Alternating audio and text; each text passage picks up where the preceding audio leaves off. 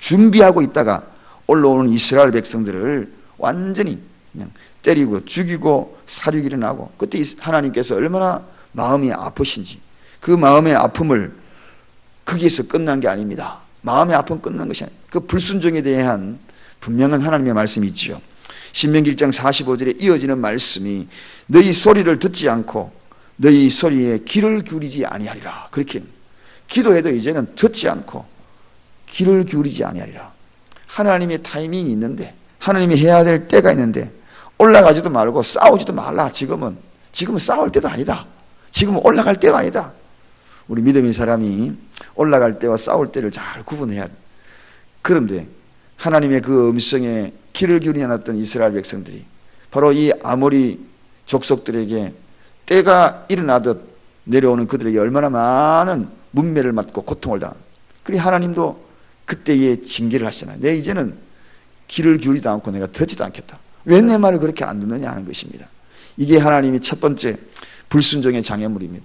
응답받지 못할 때 곰곰이 쭉 돌아보면서 행여나 불순종했던 요소들이 무엇이 있는가, 그거를 정리해 나가는 것, 그리고 거기에 대한 것들을 하나님과 나 사이의 관계를 풀어야 돼요. 이게 중요하다. 자, 두 번째 은밀한 죄를 하나님 앞에 구해야 함에도 불구하고 그 은밀한 죄를 가슴에 품고 있거나 숨겨놓고 있다는 것입니다. 시편 66편 18절에 내가 내 마음에 죄악을 품으면 주께서 듣지 아니하시리라. 그렇게 내가 죄악을 품고 있으면 주님이 듣지 아니하시리라. 그러니까 우리가 이 기도의 포인트가 참 중요한 것이, 죄악을 품고 있고 그걸 요 속에다가 요소대로 다 간직하고 있으면서 풀려고 하면 그 푸는 나의 입술도 내 수고도 그것이 결코 풀려지지 아니한 그러한 숙제로만 남을 수밖에 없다는 겁니다. 그래서 우리의 마음속에 있는, 혹시나 우리 심령 속에 자리 잡고 있는 이 죄악이 뭔가, 그걸 자꾸 깨닫는 것, 그것이 참 소중하다. 신명기 59장 2절에 오직 너희 죄가 그 얼굴을 가리워서 너희를 듣지 않으시게 함이라. 그렇게 죄가 있어. 그리고 하나님과 우리 사이의 얼굴을 다 가려. 그러니까 얼굴 가려놓고 앞에서 이야기를 막 주고받고 할 때에, 그럴 때 이미 얼굴은 다른 쪽으로, 방향이 다른 쪽으로 가 있는데, 촛대는 다른 쪽으로 옮겨져 있는데, 그래서 우리가 정말 기도 하나님 앞에 구하기 전에, 그래서 우리가 먼저 기도의 5박자가 있지요. 5단계가 있지 않습니까? 대상이 누구인가? 분명한 그 대상에게 기도하는 거죠. 그 다음에 감사할 것 하고, 그 다음에 뭘 하고 있습니까? 회개할 것. 죄성들을 탁 내려놔요. 그 다음에 간구, 구할 것을 하나님 앞에 구하고, 그 다음에 예수님의 이름으로 기도합니다. 내 공로는 아무것도 없습니다. 내 자랑할 것 아무것도 없습니다. 주님, 오직 예수 이름으로, 예수 그리스도의 공로로 기도 하나님 앞에 올려드리는 예수 이름으로. 여기 기도의 5단계 아닙니까? 그렇게 기도를 해야 될 텐데, 오늘 이 죄가 딱 가려웠으니까 그게 세 번째 단계에서 딱 막혀 있는 겁니다. 그래서 기도의 5단계가 쫙 이루어질 때 그 단계의 절차에 따라서 하나님이 응답해 주시건만, 그게 막혀 있으니까 그 막혀 있는 것들이 하나님과 나 사이에 얼굴을 돌리게 만들었다는 것입니다. 사랑하는 여러분, 우리 속에 있는 그러한 것들이 순간순간 자꾸 털어놓는 훈련을 잘해야 합니다. 이거 자꾸 털어놔요. 그래서 마태복음 5장 23절 24절 산상보훈의 그 유명한 말씀이 뭡니까? 누구든지 형제들 간에 예물을 드리다가, 제단 앞에 예물을 드리다가 거기에서 형제와 원망을 들을 일이 있거든 어떻게 하라 그랬습니까?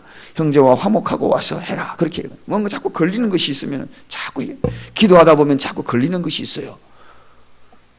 기도하다가 보면 여러분 걸리는 것이 있거든요. 영적인 사람은 반드시 걸리는 사람이 있어요.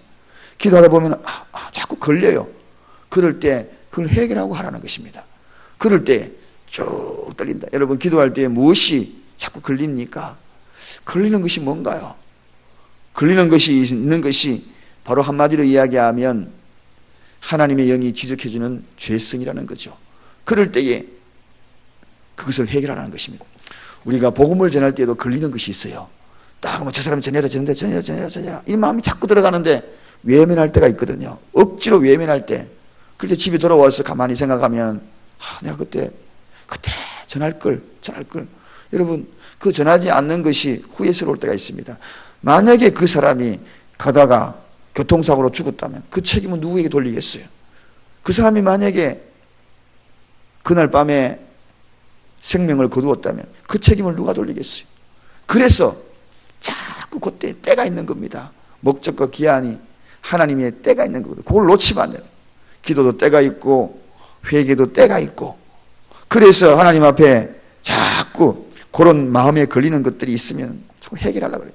해결하고 구하는 것, 이게 장애물이잖아요. 그 다음에 세 번째는 교만한 마음은 응답받지 못하는 이유가 된다. 교만이라는 것, 기도의 장애물이거든요.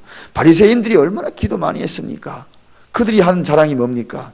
우리는 금식도 일주일에 2번씩이나 하고 하루에 3번씩이나 하고 길 모퉁이에 서서 기도하고, 저 세리와 같이, 우리는 세리와 같이 기도하지 않습니다. 하나님, 우리는 기도하자도 완벽하게 기도합니다. 그렇게 이야기했던 그들이 바리새인이거든요. 근데 이 바리새인의 기도는 주님이 도무지 응답하지 아니하고, 도대체 저들이 누구인가? 오히려 그들에게 슬피 이를 갈미 있으리라 쫓아보내. 도대체 왜 그런가 하는 것입니다. 그것이 바로 이 자고라는 거죠. 스스로 높이는 교만이라는 이야기입니다. 교만은 하나님이 굉장히 싫어하거든요. 그래서 우리가 모든 것을 할 때에도 봉사도 교만과 어우러져 했다면 그것은 아무런 하나님 앞에 의미가 없는 것. 내가 헌신도 교만과 어우러져 했다면, 내가 지금 이걸 함으로 말미암아 나를 드러내기 위한 그랬다면 하나님과는 무관한 이야기, 아무런 무관한 이야기. 그래서 겸손히, 충성도 겸손히, 기도 많이 했다고 해도 겸손. 어떤 분은 기도 많이 한 것을 명함에다가 적어가지고 금식기도 몇 번 했습니다 하고 사람들한테 늘 명함 적었다니까 진짜 명함 적은 것이 아니고 삶이 명함이 돼. 만날 때마다 계속 입술에 명함이 붙어 있어요. 기도 내가 어떻게 기도해왔고, 40일 금식을 어떻게 해왔고. 저에게도 어떤 분이 계속, 우리 교회 다니는 분은 아니에요. 오늘 엄청 전도 많이 하러 다녔습니다. 나는 전국 방방곡곡으로 전도하러 다니고,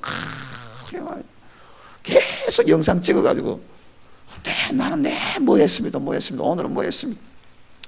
별로 기쁘지 않더라고요. 마음이 부담스러워요. 사랑하는 여러분, 하나님은 이렇게 교만한 것에 대한 부분들은 아무리 많이 해도 하나님께 드릴 건 아무것도 없거든요.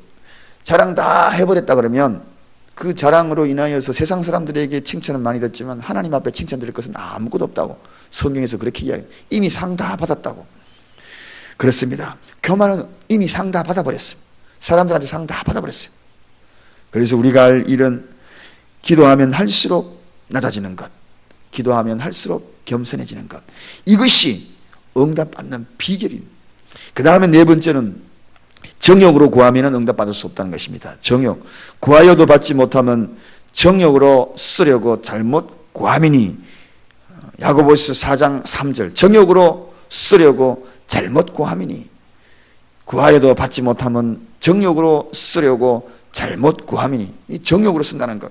그래서 우리가 구할 바 이미 하나님은 알고 계시지만 그 일이 있어도 되고 아니면 꼭 있어야 되고 필요 없는 것이고, 그리고 반드시 있어야 할 것이 아닌 사치스러운 것인지 허영심인 것인지 이걸 잘 봐야 한다는 것입니다. 내가 구하는 것이 반드시 있어야 되는지 안 있어야 되는지 그 기준을 따지기 전에 이 반드시 있어야 할 것이 아닌 것으로 인하여 이게 사치심인가 허영심인가 하는 걸 봐야 하는 것입니다. 정욕으로 쓰는 것이 뭡니까? 반드시 있어야 될 것이 아님에도 불구하고 허영심이나 사치스러움, 그것으로 인해. 과거에 제가 중고등부 수련회 오래전에 아이들에게 설교하니까 기도 제목 다 내놓고 우리 기도하자. 그러니까 기도 제목이 너는 뭐냐? 그러니까 멋진 차를, 하나님의 차 해가지고 위에 문 착 열리고 옆으로 문 착 열리고, 그거 하나님 아주 내가 막 멋있게 인생을 한번 살아보겠습니다. 멋진 차를 위해서 기도하겠습니다. 있어도 되고 없어도 되지만 반드시 있어야 될 것이 아님에도 불구하고 허영심이나 사치심으로 구하는 것, 그게 정욕으로 삶을 쓰는 것이다. 여러분, 이것을 만족시키기 위한 것, 그러니 정확성 포인트가 없는 겁니다. 그러니 나사만 자꾸 돌리는 겁니다. 그 다음에 마지막입니다. 중요한 거죠. 의심하면서 구하면서 그걸 응답받기로 구하는 것이 참 어렵다. 의심하면서 구하는 것, 이거 장애물입니다. 여러분, 오직 믿음으로 구하고 조금도 의심하지 말라. 의심하는 자는 마치 바람에 밀려 요동하는 바다 물결 같으니 이렇게 구하는 자는 사람이 무엇이든지 주께 얻기를 생각하지 말라. 생각하지 말라. 그리고 얻기를 아예 생각하지도 말라. 야고보서 1장 5절에서 8절 말씀. 이렇게 구하는 것, 마치 물길에 흔들린 이렇게 구하는 의심을 가지고 구하는 것은 주님 앞에 얻으려고 아예 생각하지 말라. 믿음의 기도는 중요한 포인트입니다. 중요한 요소입니다. 그래서 믿음이라는 것이 들어가거든요. 믿는 것이 의심과는 별개 문제거든요. 그냥 믿는 것은 믿는 것입니다. 여기서 믿음이라는 것은 억지로 믿는 믿음이 아닙니다. 믿어지지 않는 것을 내가 내 스스로 자신의 확신을 막 불어넣어가지고 믿어야지 이게 이런 믿음이 아닙니다. 여러분, 이걸 착각하는 경우가 많아요. 그게 믿음이 아니에요. 믿음의 확신이 없는 것을 내가 믿어야지 하면서 자기 확신을 자기에게 불어넣어가지고 믿는 것을 믿음이라고 착각하는 것을 참 많이 봅니다. 그거는 신념이지 믿음이 아닙니다. 그럼 믿음이 뭔가요? 믿음은 부모와 자식에게 생각하면 참 이해가 쉬울 것 같습니다. 자식이 부모를 억지로 믿지 않습니다. 그냥 내 아버지거든요. 아빠 하고 오는 거죠. 우리 아버지를 내가 믿어야 되는데 아닌 것 같은데 내가 믿어야 되는데 이렇게가 집으로 돌아오는 사람이 있습니까? 없잖아요. 아닌 거를 우리 아버지를 믿어야 돼. 내가 우리 아버지를 믿어야 돼. 자기 확신과 신념을 불어넣어가지고 전혀 아닌 우리 아버지인데도 불구하고 내가 믿어야지 해가지고 아버지하고 이거 부르는 것이 믿음이냐? 우리가 때로는 하나님과 나의 관계에도 믿음의 실체에 대해서도 자꾸 그렇게 다가서는 경우가 너무나 많습니다. 믿음은 억지로 그렇게 믿는 것이 아닙니다. 너무나 자연스러운 거예요. 아버지하고 너무나 자연스러운 거예요. 나도 몰래 불려워짐에도 불구하고 어색함이 없는 겁니다. 그래서 믿음은 어색함이 없는 거죠. 내가 믿는다는 것 자체가 자꾸 어색함이 있는 그런 마음이 있는 것이 믿음인가? 그게 믿음이 아니에요. 그래서 그거는 의심과 결탁된 겁니다. 우리가 믿을 때에는 조금 더 의심을 찾아볼 수 없게 만드는 것이 뭔가? 내가 하나님 앞에 이 기도하면서 어색함이 있는가 없는가를 잘 봐야 합니다. 어색함이 있다면 자기 확신으로 자꾸 기도하는 거예요. 그냥 아버지니까 내 아버지. 자연스러운. 기도를 드리는 우리의 믿음의 상태가 바로 이러한 것들에 포커스를 맞춰줬을 때 의심하지 아니하고 기도하는 것. 우리의 믿음이란 바로 너무나 자연스러울 때 그때에 물 흐르듯이 쭉 흘러가는 자신도 모르는 그런 믿음의 실체를 발견할 때 그게 응답의 기류요. 응답의 기류, 즉 응답에 흘러가는 바람이요. 응답에 흘러가는 물줄기요. 자기도 스스로 막 느껴요. 이거는 응답이, 이거는 반드시 응답이 줄 거야. 왜? 아버지니까. 너무 자연스러우니까. 어색한 믿음을 가지고 자기 자신을 체면 걸면서 구하는 믿음을 믿음이라 그렇게 구하면 쏙지 않도록 오늘 우리가 5가지 기도의 장애물을 제거합시다. 제거하여서 응답받지 못하는 이유를 분명히 알고 확고한 이러한 응답의 기류들이 여러분의 가정에, 제 삶에도, 우리 교회에도 확 덮어나가는 은혜가 있기를 주님의 이름으로 간절히 축원드립니다. 기도하겠습니다. 하나님 아버지.